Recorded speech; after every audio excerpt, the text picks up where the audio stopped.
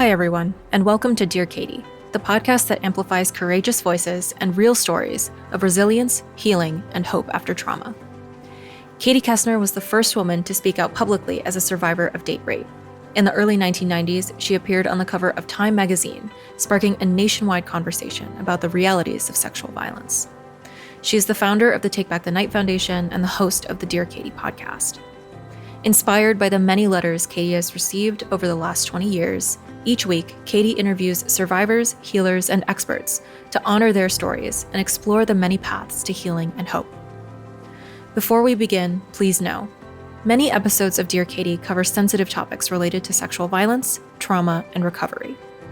Listen with care and take the space that you need to take care of yourself. Your well-being is what matters most. Now, let's join Katie and today's guest for a conversation that matters. Hi, everyone. Welcome back to the Dear Katie podcast. I am so pleased that you all continue on our survivorship journey. Each and every episode offers some new way to think about your survivorship, your thrivership, and where you want to pull from each and every guest from something that will hopefully inform, something new that you can try, some new way to think about your own past experience, where you want to head in the future. And today's guest is really amazing. I can't wait for you to meet Bamby. So I'm going to just read a little bit about Bamby, and then here we go. So Bamby Salcedo is a prominent and celebrated transgender Latina activist known all over the world for her passionate and productive social, political, and economic influence. As the president and CEO of the TransLatin Coalition, Bamby steadily leads this nationally recognized organization that advocates for and addresses the issues of transgender Latinas throughout the United States, and I bet all over the world, no doubt. Bamby received her master's degree in Mexican and Latina Studies from California State University in Los Angeles, and also developed the Center for Violence Prevention and Transgender Wellness, which is a multipurpose, multiservice space for trans people in Los Angeles. Bamby is known for communicating in deeply powerful, sobering, and inspiring ways that align beautifully with her warm, down-to-earth presence. Bamby's words and experience often summon both tears and laughter, and her own life story has been the subject of two documentary films, TransVisible, Bamby Salcedo's Story, and LA QueenCiañera. My Spanish stinks, Bamby. I did not take one bit of Spanish, unfortunately. No, it's all good. It's all good. Yeah, no, my gosh, like you are a rock star. Look at all these things you've done so far, and so many more, I'm sure, in the works. But so tell us where you grew up, and are you always from California? What was the first part of your life? Well, first, let me just say thank you so much for the opportunity to be here with all of you and to share space with all of you, and to the beautiful people who are going to be watching or listening. I hope that you are loved and saved and protected and encouraged. So again, thank you so much for the opportunity to be here. Yeah, I always say that yo soy un milagro, which is I am a miracle, right? I was born and raised in Guadalajara, Mexico, and I was a very troubled child as I was growing up. My mother and my father met in the city from the outskirts of the city. They came to the city. Guadalajara is the second biggest city in Mexico, and they met, and then they procreate us. And my father, before I was born, left my mother. So my mother was left to raise 3 children, and I was the second. And so as a young person, I had a lot of questions, I was very needy. I needed a lot of love and support and understanding, and unfortunately I was not able to get that when I needed, and my escape was to refuge myself on the streets. And so I grew up literally on the streets of Guadalajara. I started sniffing glue when I was about 8 years old and doing, things on the streets. I started being institutionalized when I was 12. And when I was, so I was, I was in and out of youth facilities in Guadalajara. And when I was 15, my father, who was living at the time in the United States, came to Guadalajara, and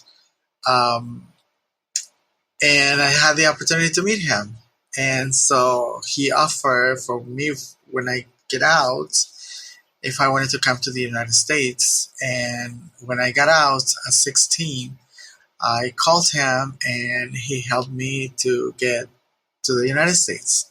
So I came to the United States when I was 16, and I came like many people, trying to find the American dream. And instead of me getting into school as a minor, I started working, and I was exploited as a minor working.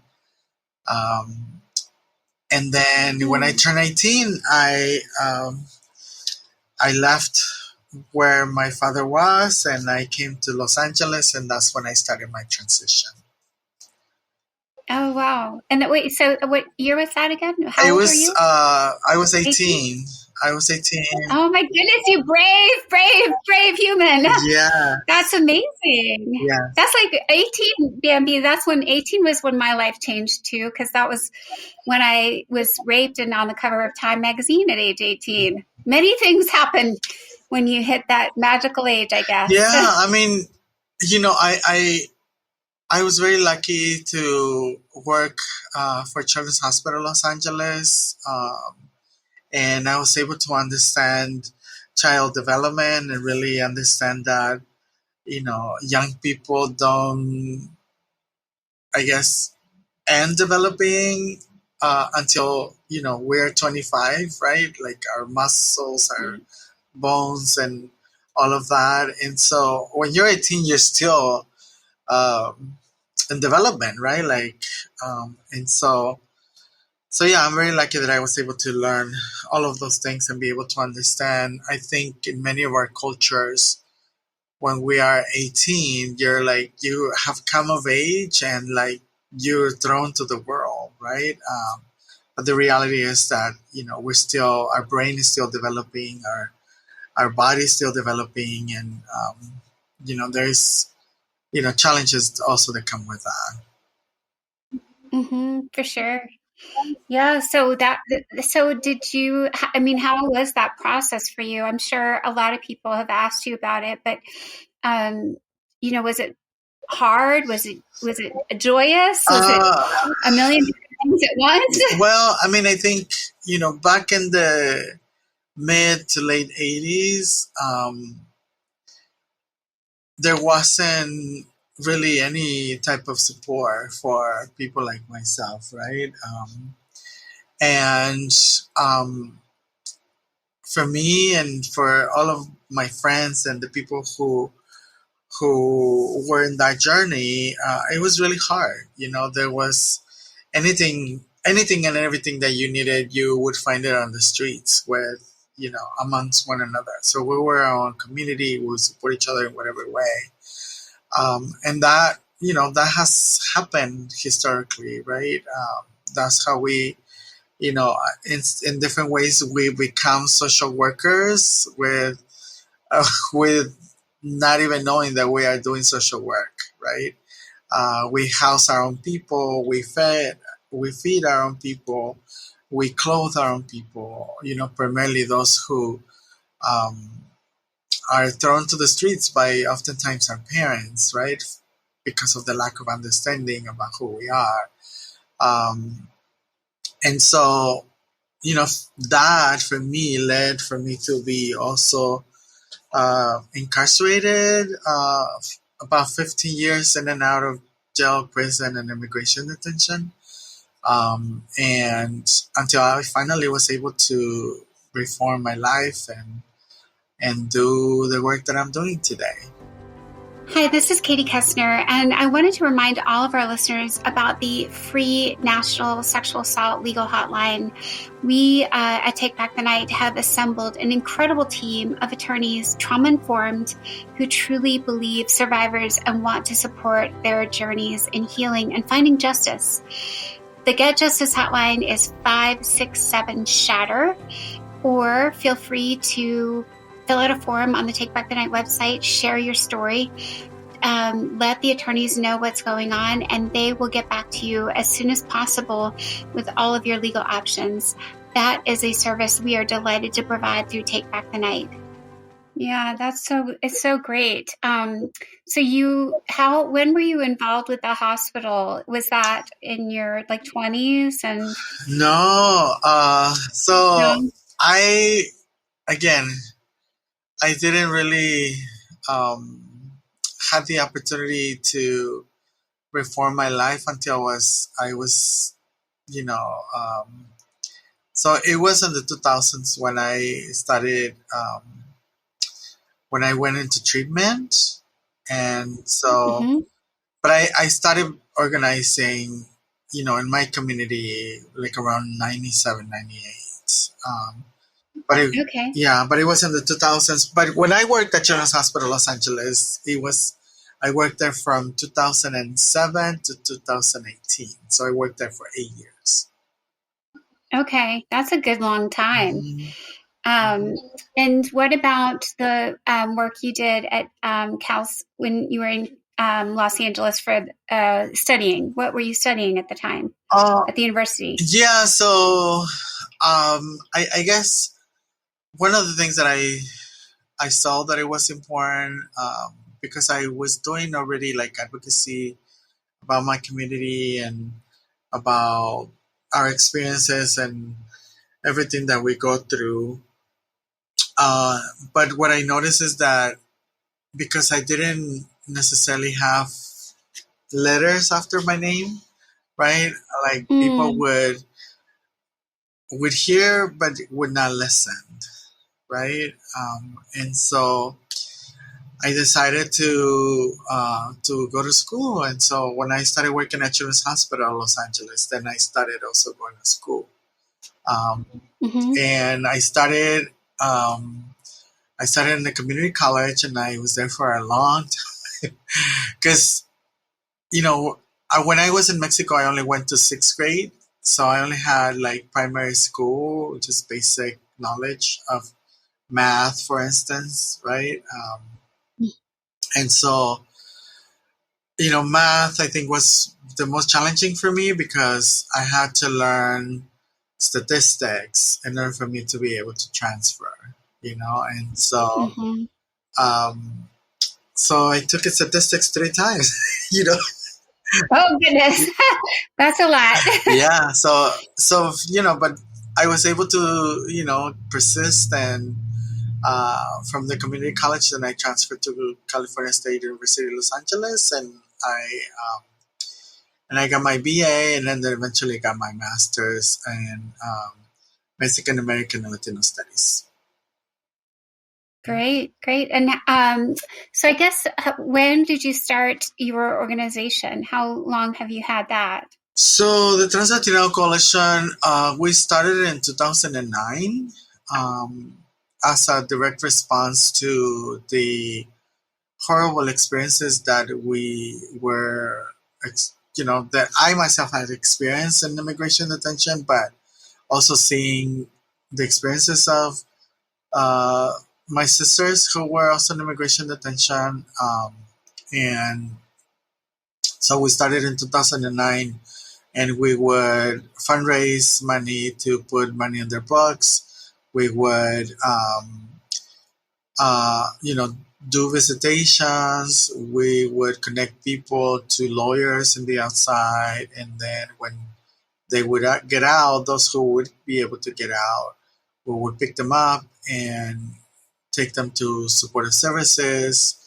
And so we did that work voluntarily for about 6 years until in 2015, I left my amazing and incredible, beautiful job that I love, the job that I love, working with young people, to fully dedicate myself to build the TransLatin Coalition.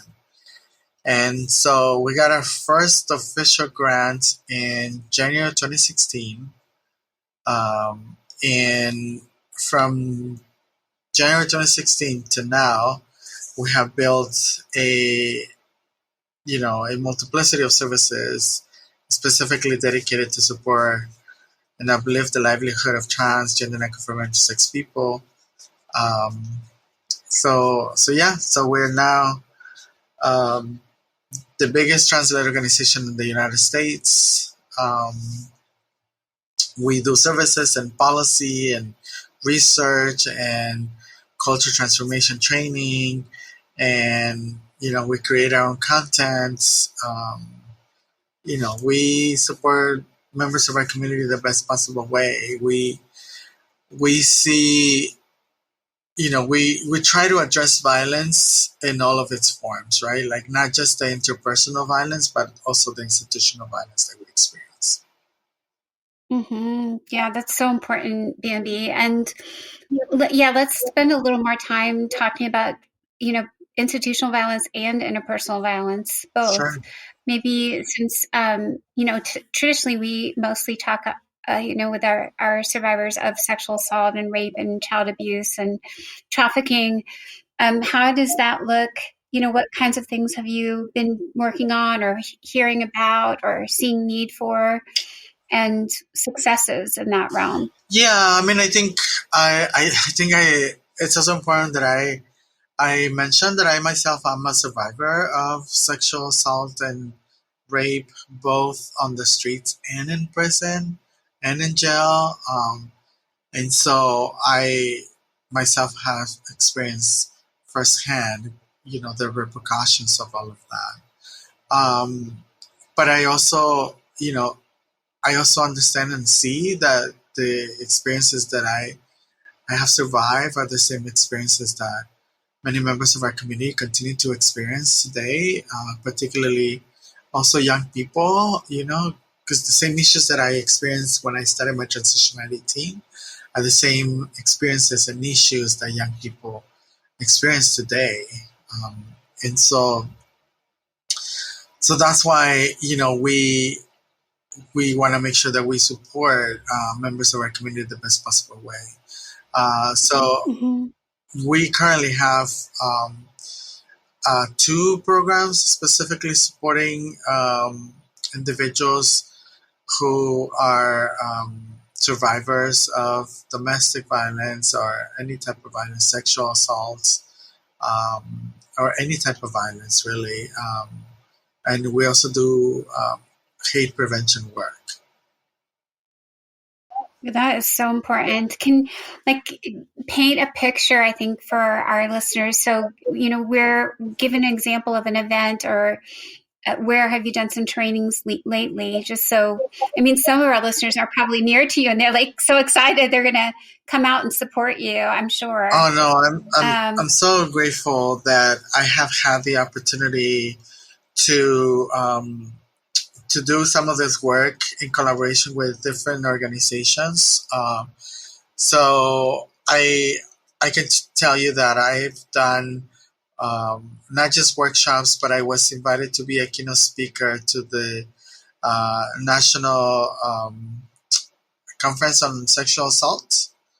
And so I've been a keynote speaker there, but I also done workshops, educational workshops, the same conference and in other conferences,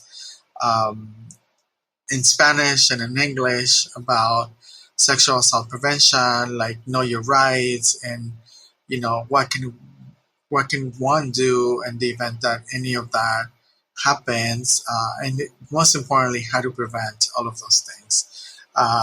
We at our organization also have self-defense classes to support members of our community to protect themselves in whatever way possible. Excellent. And are you working throughout California or mostly in the Los Angeles area? And do you get in to work with corporations or I assume hospitals? And what about police? And like, Yeah. what kind of things are you all doing? So me personally, I've done a lot of that work.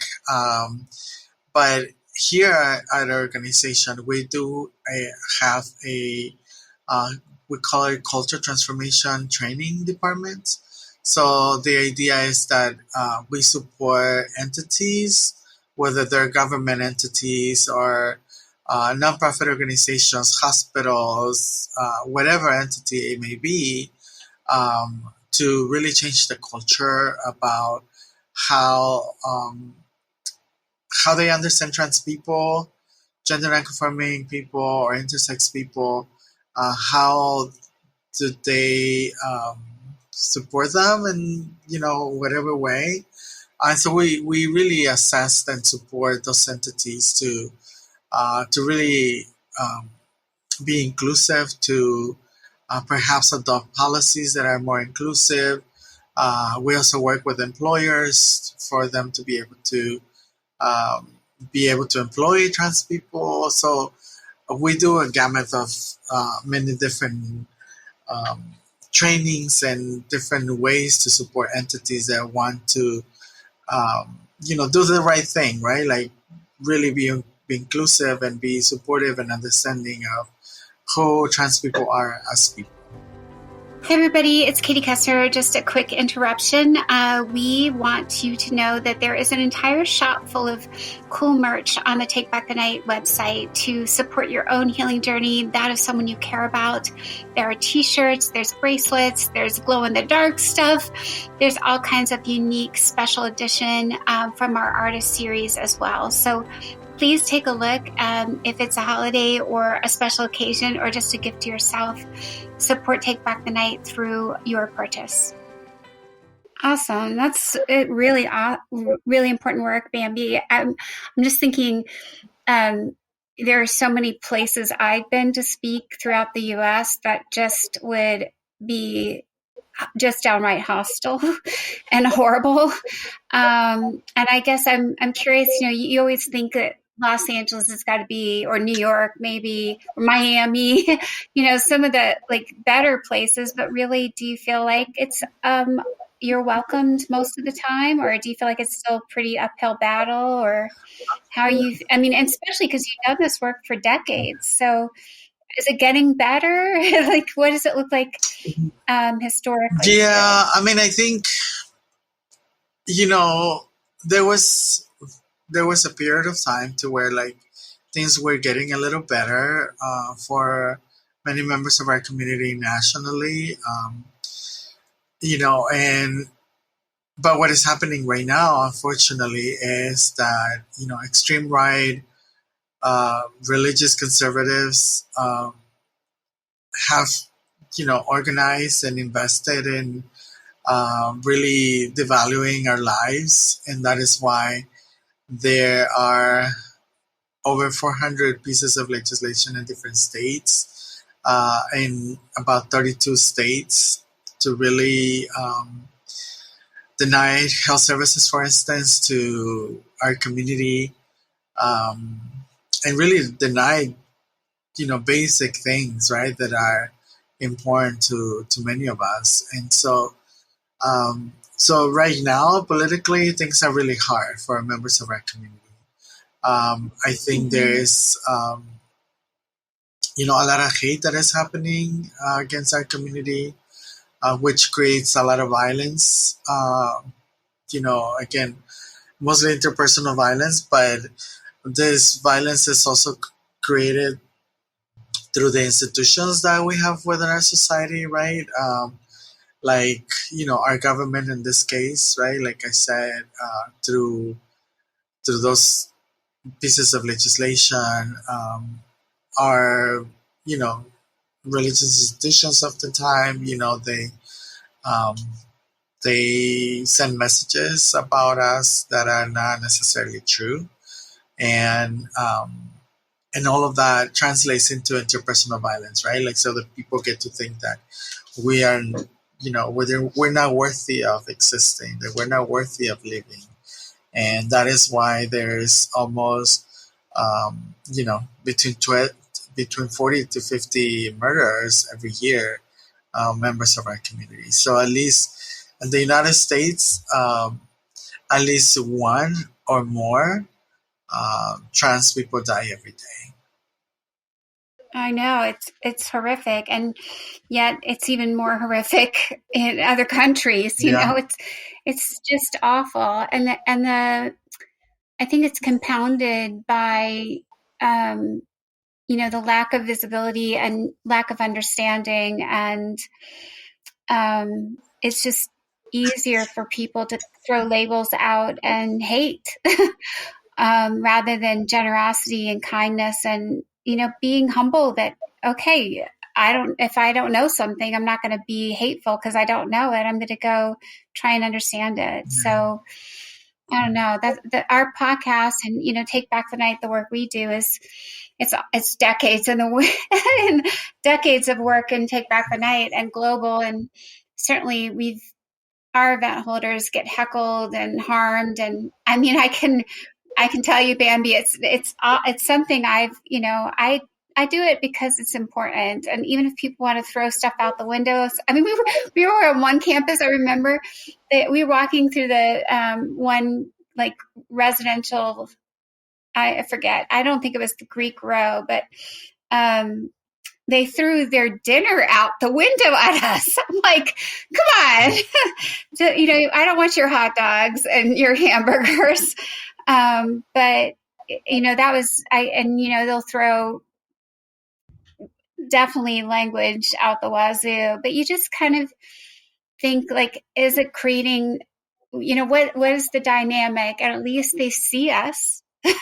If they have to hate us, they see us. Like, I don't know. These are just how I feel sometimes, Bamby. Like, if I get hated on, it means somebody is spending their energy on hate.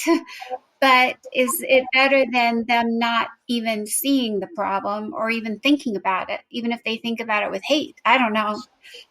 What do you think about that? No, for sure. I mean, I think, the way I think about that is like, through our visibility, we are truly changing minds and hearts, right? I believe that, like, if we're able to plant that seed, right, like, hopefully that seed eventually grows, right? And it's little by little. It's work that takes time. But I think a lot of times people get to think like, that's not my issue. Like, I don't care about that issue because it has not impacted me directly, right? But a lot of times when it's close to us, then we get to sort of like, think about how can I educate myself about the issue, right? And it's unfortunate that a lot of times we have to wait for that, but a lot of times that's what it takes for people to really get it, right? And so, Right. But hopefully, I want to say, like, please do not ever get discouraged, right? Because there's people out there who need the information, and I think we can transmit the information with kindness, despite that oftentimes we don't receive the kindness that we deserve and need. But through our work, it's important that we that those people understand that, or that we also understand that those people need to also receive the education in whatever way possible. Well, maybe talk, if you could talk a little bit about what you're doing this in 2025. Do you have concrete plans for things you're trying to accomplish this year? Yeah, there's different things that we're doing here locally, but also nationally. So right now, at the national level, we are supporting 5 of our chapters with their organizational and policy developments. So we're supporting our chapters in New York, Arizona, Georgia, DC, Maryland, and Virginia, and Puerto Rico. And so we're doing some of the work, and here locally we just passed we call it the TGI which is TGI stands for Transgender and Conforming Intersex, and we is Wellness and Equity. And so our local government adopted a motion to invest $7 million in other TGI-led organizations for them to be able to develop the infrastructure of the organizations and be able to have access from government money. And so some organizations are going to be able to get resources here in Los Angeles. In addition to that, we are working with our legislative partners at the state level to ensure that trans people who are coming here to California are supported and protected, specifically, because everything that is happening with the upcoming administration. And the denial of basic services for our community. We want to make sure that we support our community here across the state. And so we're working with our governor and our legislative partners to make sure that there's not just resources, but also protections for trans people here in California. Hi, everyone. Thank you so much for continuing to take the journey on the Dear Survivor podcast. A quick note, we are 100% volunteer at the podcast and at Take Back the Night. Your donations, your generosity helps us do what we do on such a shoestring budget. And we would be so grateful if this show is helping you through your journey and you are passing it along to others you care about. Please visit the Take Back the Night website and donate and support our cause and our mission to end sexual violence and support survivors. Thank you. Excellent, Bamby. And I'm also wondering, do you have Take Back the Night, we have events and rallies and marches. Do you have, you mentioned your different chapters. Do they do things like that? Out in the open? Yeah, I mean, we definitely support Take Back the Night and different events. I myself have participated in many different colleges and different places. We work together closely with Peace Over Violence. Here and but for us, really is when we do rallies and whatever it is, it's always, with a strategy, right? Like with a purpose. But, we participate in Denim Day and all of the things to bring awareness about who we are as people and really to stand in solidarity with all sexual assault survivors and all survivors of violence. Excellent. It's so exciting to, learn more about what you're doing, Bamby. I just had no idea. I feel like every time I interview a new guest, I'm like, oh my gosh, there's a whole world of activists out there. It's so exciting. Yeah. I think it's so neat because you and I are almost the same age and walked through life really differently. And back when we were young, there was no internet. We would never have known about each other. I know. Right? But, you were over there in California. I was over here in Virginia, and we were both trying to change the world. Yeah. But this is the beauty, right? This is the beauty of the internet and having this platform. Cool. That I feel so lucky. Look at these great platforms. I know. Yes. I know it's nice because, I feel like another thing that's so fantastic is each of my guests and all these folks that we meet. I think it's so we have so much in common about how we feel and process all these struggles and setbacks and, getting knocked down, and how do we figure out how to get back up, and how do we support, and then building those bridges is so critical, because when 2 or 3 or 10 organizations unite, we can open. If one of us has a good relationship with some group that the other one, they hate them, we can at least be the interstitial, the intermediate step in between, and say, hey, meet my friend Bamby. Yeah, it's so important that we work together. Sure. I think. And when, hate is hate. And I hate when people try and rank. I mean, it's all bad. It's kind of like, I don't know if you've ever thought about this or talked about it. I'm sure you have. But, some people say, oh, my rape wasn't that bad as some of these other rapes. I'm like, it's all bad. Yeah. I don't care how old you were. I don't care the color of your skin. I mean, all of it is bad. And some people think, well, I wasn't at gunpoint. I'm like, but now you weren't raped by a stranger. You were raped by somebody you thought you loved. Then you don't. Now what do you do? Yeah. So I think it's really glorious to learn more about the work you're doing and how long we've been at it.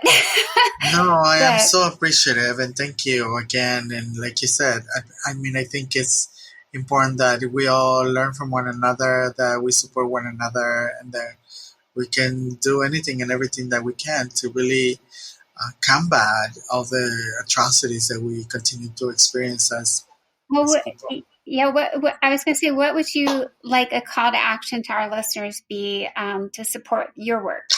What would you like? I mean, they can follow you, they can watch you or all your socials, but what else could they do to help? I mean, I think what I would want to encourage for the listeners to the first thing to do, really, to open your mind and your hearts, right? And if we're able to do that, then the other step is to create the change that needs to happen, right? And to really see all people through our humanity, right?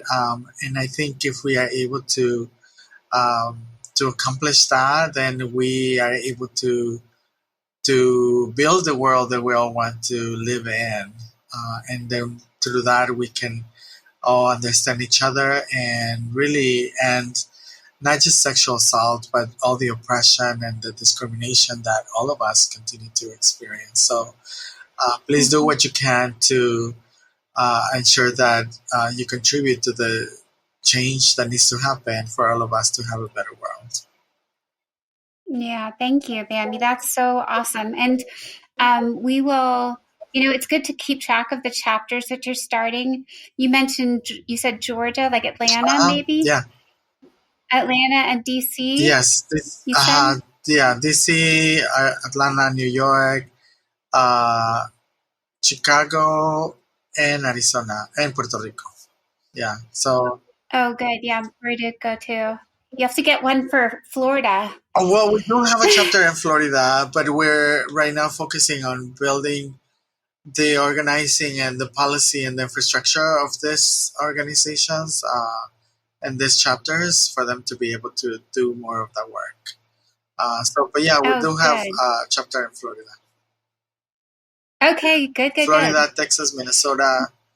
Oh, good. Yeah. So we have, and then California. So there's 10 states and cities where we have representation. Oh, that's so exciting. I will make sure we link to everything so people can, if there is a chapter where they can get involved and help out near to wherever they are. By all means, yes. Yeah. I guess the last question I would have is, you did mention your own survivorship, and I'm curious, I always say, what's your healing? What's a healing suggestion that has really helped you thrive? Because clearly, you are doing amazingly. I don't presume I know how you're doing every minute of every day, but like, what do you think you would also offer to our survivors who are struggling with healing, or maybe they're trans as well? And on our speaker team, I was going to tell you, Bamby, too, on our team of presenters, we have one trans man, and he just recently decided we were going to have him go speak at a school in California, but he just feels so nervous about the regulations that will be put into place in January and February, that he's like, I don't want to go risk being in airports with rules that I'm opposed to. So but anyway, I know how hard this is, because he and I talk about it often, and he's also a survivor is what I was going to say. So he talks sometimes about survivorship and that aspect of his own journey. But what would you offer to our listeners about your healing? Because you clearly have been through multiple assaults. Yes. So what ideas and offerings do you have in that regard? Well, I mean, for me, what has supported me through my process really has been my spirituality. Also, I've been in therapy multiple times. So having a really great therapist is something that is also helpful. But also, what has helped me is writing. Writing for me has been a healing tool, because, you put it there and you find ways to like cope with that, and, you find ways, and solutions, right? For my own self, but also solutions that you can share with others. Also, the arts like painting also has helped me to, to put stuff down and to heal my wounds. So there's different things that I practice, and, that have allowed me to, just grow as a person. And so, I definitely recommend some of those things for individuals who may want to explore some of those. Thank you so much, Bamby. Well, I am so delighted to have had you on the show and gotten to know you and your work better. And I will look for you at the next conference, yes, or some, exciting work that you're doing. And I know it's going to be a lot harder probably in the next 4 years, but it doesn't mean it can't be done. No, yeah. We just got to keep on doing what we're doing, right? Regardless of what others do. I think we need to have conviction and make sure that we continue to do the best that we can to support others.